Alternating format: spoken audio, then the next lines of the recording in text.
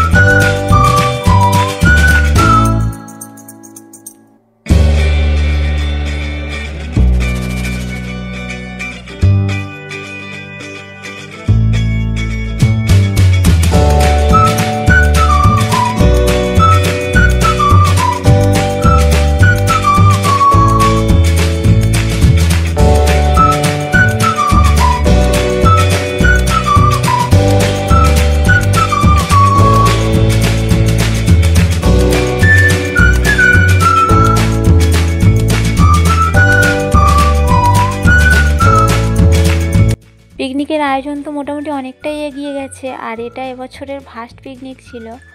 আগে তো কোনো কিছু নিয়েই পিকনিক হয়ে যেত, এখন তো সেদিনটা নেই, সেদিন কবেই পেরিয়ে গেছে। জল দিতে হবে, মাংস হাতে ধরেছি, দেখো দেখো ভালো করে মাংস। সবাই সবাই বুঝবে বউ কি ট্রেনিং দিয়েছে এতদিনে।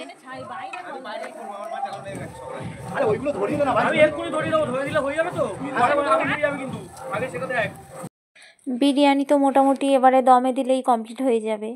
আর আগে আমরা ছোটোবেলায় যখন পিকনিক করতাম না, সবাই দৌড়ে দৌড়ে বাড়ি থেকে চাল নিয়ে, ডিম নিয়ে, আলু নিয়ে গেলেই আর সঙ্গে হয়তো 5 টাকা দিতে হতো, কি না দিলেও হতো, ঘর থেকে মশলা দিলেই হয়ে যেত।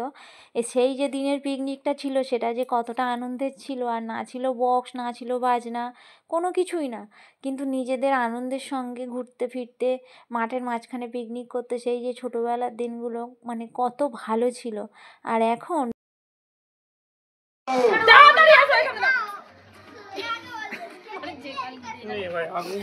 হচ্ছে না।